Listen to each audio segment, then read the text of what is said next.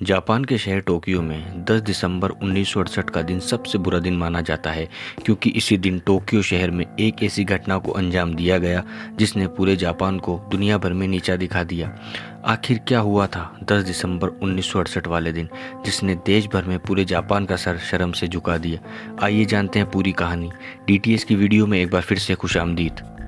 कहानी शुरू होती है दिसंबर 1968 से, जब जापान टेक्नोलॉजी के क्षेत्र में काफ़ी बदलाव से गुजर रहा था। दुनिया भर में अपना नाम कमा रहा था। जापान के व्यापारी उद्योगपति अपना काम और अच्छे से बढ़ा रहे थे, क्योंकि 1968 में जापान की फाइनेंशियल कंडीशन और भी ज़्यादा अच्छी हो गई थी। इसीलिए काफ़ी अच्छे बदलाव जापान में नज़र आ रहे थे और यह बदलाव वहाँ की बैंकों में भी नज़र आ रहे थे। व्यापारी बैंक से लोन ले रहे थे अपना बिजनेस बढ़ाने के लिए और उनको अच्छा डेवलप करने के लिए। इसी वजह से बैंकों में काफ़ी मोटा कैश पैसा आता और जाता रहता और डकैतों ने इसी चीज़ को नोट कर लिया था और फिर उन्होंने टोक्यो की सबसे बड़ी चोरी को अंजाम दिया, जो थी 300 मिलियन येन, यानी आज के हिसाब से 16 करोड़ रुपए। हुआ कुछ यूँ था कि 5 दिसंबर 1968 की सुबह निहोन ट्रस्ट बैंक के मैनेजर को एक लेटर प्राप्त हुआ, जिसे पढ़कर वो इतना घबरा जाते हैं कि उनके हाथ से लेटर छूट के नीचे गिर जाता है। उस लेटर में लिखा था कि 300 मिलियन येन लेकर उस लेटर में बताए हुए पते पर पहुंचा दे, वरना उसके घर को पूरे परिवार समेत बम से उड़ा दिया जाएगा। लेटर पढ़ते ही बैंक मैनेजर बहुत घबरा जाता है और तुरंत पुलिस को कॉल करता है और पूरी जानकारी पुलिस को बताता है। मैनेजर इसलिए इतना डर गया था क्योंकि ऐसे लेटर पहले भी कई बार उसके पास आ चुके थे। फिर पुलिस भी हरकत में आ गई और बैंक मैनेजर और उसके घर पर नज़र रखना शुरू कर दिया और साथ साथ बैंक कर्मचारियों को भी चौकन्ना रहने के लिए कहा। और फिर कुछ दिन बाद 10 दिसंबर 1968 वाले दिन, यह वो दिन था जिस दिन निहान ट्रस्ट बैंक 30 मिलियन येन देने थे तोशिबा कंपनी को। तो तोशिबा कंपनी एक बहुत बड़ी कंपनी थी जिसमें काफ़ी तादाद में वर्कर काम करते थे। साल के आखिर में तोशिबा कंपनी अपने वर्कर्स को बोनस बांटती थी, जिसके लिए उसको बहुत सारे कैश की ज़रूरत पड़ती थी। चूँकि तोशिबा कंपनी का बैंक अकाउंट निहान ट्रस्ट बैंक में था, इसीलिए हर साल यह बैंक की जिम्मेदारी होती थी कि वो यह कैश तोशिबा कंपनी के ऑफिस पहुंचाए। अब बैंक मैनेजर अपने ऑफिस के 4 विश्वासु कर्मचारियों को अपॉइंट करता है इस कैश को सेफ्टी से तोशिबा कंपनी के ऑफिस पहुँचाने के लिए। वो चारों कर्मचारी इस कैश को बड़े बड़े सूटकेस में भरते हैं और इन्हें कार की डिग्गी में डालकर तोशिबा कंपनी को पहुंचाने निकल जाते हैं, जो कि बैंक से कुछ किलोमीटर की दूरी पर ही था। अब वो चारों अपनी कार में जा रहे होते हैं, तभी पीछे से एक पुलिस वाला अपनी गाड़ी पर सवार होकर आता है और उनसे कार रोकने के लिए कहता है। कार ड्राइवर कार रोक देता है। तभी पुलिस वाला उनको बताता है कि तुम्हारे बैंक मैनेजर के घर पर हमला हुआ है और उनके घर को बम से उड़ा दिया है। और पुलिस वाला उन्हें यह भी बताता है कि हो सकता है बोमर ने ये बॉम्ब बैंक और बैंक की कार में भी लगाए हो।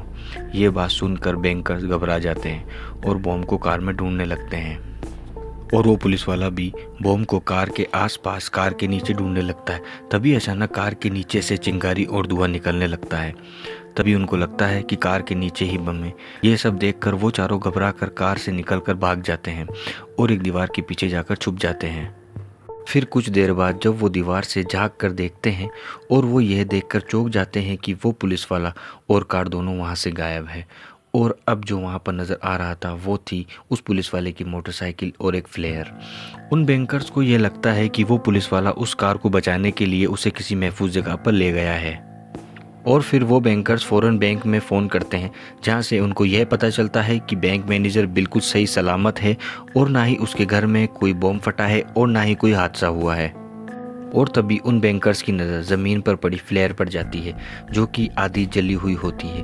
उन चारों को अब यह समझ आने लगता है कि वो चिंगारी और धुआं कार के नीचे से नहीं बल्कि इस फ्लेयर से निकल रहा था, जो कि कार के नीचे रखी गई थी। और वो बाइक सवार कोई पुलिस वाला नहीं बल्कि एक चोर था।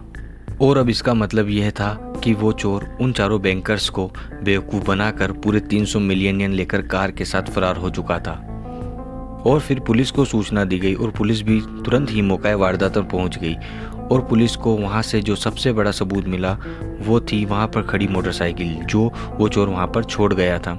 पूछताछ और छानबीन करने पर यह पता चलता है कि उस मोटरसाइकिल को कस्टमाइज करके बिल्कुल टोक्यो पुलिस मोटरसाइकिल की तरह बनाया गया था।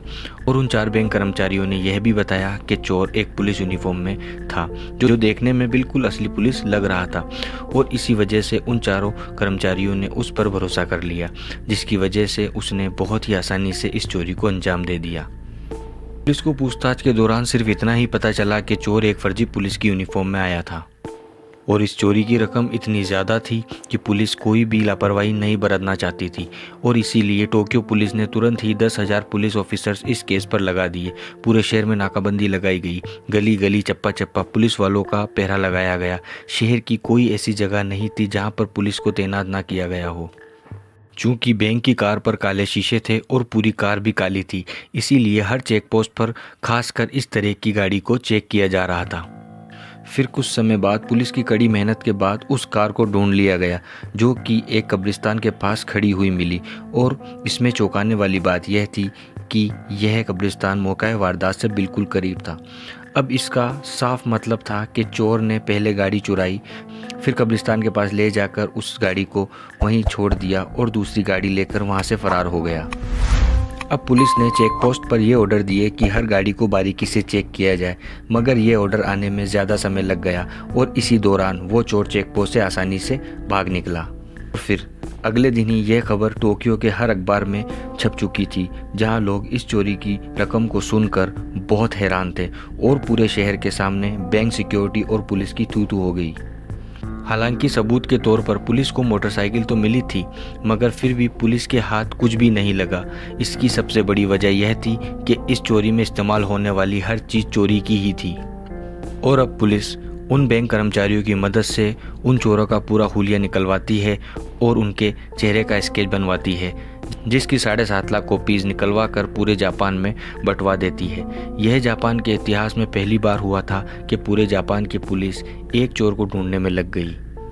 और अब इस पूरे जापान की तहकीकात में 1,10,000 लोग सामने आए जिन पर पुलिस को शक था, और 1,70,000 पुलिस वाले इस जापान की तहकीकात में शामिल हुए। और इसी वजह से यह जापान की सबसे बड़ी, भयानक और सबसे लंबी चलने वाली इन्वेस्टिगेशन बन गई। और इससे भी ज़्यादा जो चौंकाने वाली बात थी वो ये थी कि जापान की गवर्नमेंट ने इस केस की इन्वेस्टिगेशन पर 900 मिलियन येन खर्च कर डाले, जो कि इस चोरी की रकम से 3 गुना ज़्यादा थे। और इसकी सबसे बड़ी वजह यह थी कि टोक्यो गवर्नमेंट लोगों को यह दिखाना चाहती थी कि उनका सिक्योरिटी सिस्टम कितना मजबूत है और वो सिस्टम से चोरी करने वाले को पकड़ने और सज़ा दिलवाने के लिए किसी भी हद तक जा सकते हैं। हालांकि इस इन्वेस्टिगेशन में लोग तो काफ़ी थे जिनसे पुलिस ने पूछताछ की थी, पर पुलिस को जिस पर सबसे ज़्यादा शक था वो 3 लोग थे, क्योंकि उन तीनों का बर्ताव काफ़ी अजीब था और वो लोग काफ़ी घबराए हुए थे और जो जवाब उन्होंने पूछताछ में दिए थे वो भी पुलिस को झूठे लग रहे थे। और इन तीनों में जो सबसे पहला शख्स था वो था बैंक मैनेजर। पुलिस को सबसे ज़्यादा शक बैंक मैनेजर पर इसलिए था क्योंकि इस बात की खबर सबसे पहले उसे ही थी कि 300 मिलियन येन तोशिबा कंपनी को पहुंचाने हैं। और जिन 4 कर्मचारियों को उसने भेजा था पैसे लेकर, उनकी कार के साथ भी कोई सिक्योरिटी नहीं भेजी, जबकि इतनी बड़ी रकम के लेन देन में बैंक सिक्योरिटी का इस्तेमाल ज़रूर करती है। इन तीनों में अब जो दूसरा शख्स था उसका नाम था तकीना जोशी, जो कि एक टैक्सी ड्राइवर था। और पुलिस को उस पर शक होने की वजह यह थी कि उसका चेहरा हुलिया बिल्कुल हूबहू उस स्केच से मिलता था जो पुलिस ने उन बैंकर्स की मदद से बनवाया था। पुलिस तकीना जोशी को हिरासत में लेती है और उससे पूछताछ करती है। पूछताछ के दौरान वो पुलिस को बताता है कि चोरी वाले दिन वो एक पैसेंजर को हॉस्पिटल लेकर गया था क्योंकि उसकी तबीयत बहुत ज़्यादा ख़राब थी। हॉस्पिटल में पता करने पर यह बात बिल्कुल सच साबित होती है, जिससे पुलिस को यह यकीन हो जाता है कि तकीना चोर नहीं है और पुलिस उसे छोड़ देती है। लेकिन यह बात जापान के न्यूज़पेपर में छाप दी जाती है, जिसकी वजह से तकीना जोशी की पूरे शहर में बदनामी हो जाती है। सब लोग उसे अपराधी की नज़र से देखते हैं। तकीना जोशी यह बात बर्दाश्त नहीं कर पाता और एक दिन वो जहर पीकर आत्महत्या कर लेता है। अब आता है तीसरा और आखिरी शख्स जो कि पुलिस के शक के दायरे में था। यह एक 19 साल का लड़का था जिसका नाम था सातो योशिरो एक पुलिस वाले का बेटा था और उसके संपर्क टोक्यो के लोकल क्रिमिनल गैंग से थे। सातो योशिरो पहले भी कई बार अपराध करने के जुर्म में जेल जा चुका था। चूंकि उसके फादर पुलिस में थे, इसीलिए उसे ज़्यादा दिन जेल में नहीं रहना पड़ता था। पुलिस ने सातो योशिरो से पूछताछ की, लेकिन कुछ पता नहीं चला और ना ही उसके पास कोई पैसा पाया गया और ना ही उसके बैंक अकाउंट में और उसके किसी रिश्तेदार के पास कोई मोटी रकम पाई गई। फिर 15 दिसंबर 1968 को सातो योशिरो साइनाइड का इंजेक्शन लगाकर अपनी जान ले लेता है। पुलिस को यह लगता है कि शायद जेल जाने के डर से उसने सुसाइड कर लिया। 7 साल सातो योशिरो पर केस चला और पुलिस कुछ साबित नहीं कर पाई और पुलिस ने इस केस को बंद कर दिया। लेकिन सातो योशिरो की मृत्यु के कुछ दिन बाद ही उनकी गैंग के कुछ लोगों ने नए घर लिए और नई गाड़ियां ली और उन्हीं के गैंग के एक आदमी को पुलिस ने पकड़ा, जिसके पास से काफ़ी मात्रा में कैश बरामद हुआ। पुलिस को यह लग रहा था कि ये तो वही पैसा है जो डकैती में लूटा गया था, लेकिन जब उससे पूछताछ की गई तो उसने कोई जवाब नहीं दिया। हालांकि यह केस पुलिस कभी भी सॉल्व नहीं कर पाई और सातो योशिरो को ही मुजरिम करार देते हुए ये केस 7 साल चला और फिर इसे भी बंद कर दिया गया। तो यह थी टोक्यो के इतिहास की सबसे भयानक चोरी जो कभी सुलझी ही नहीं। ऐसी ही दिलचस्प कहानियों के लिए आप हमारे चैनल को सब्सक्राइब करें, लाइक करें और इस वीडियो को ज़्यादा से ज़्यादा शेयर करें। धन्यवाद दोस्तों।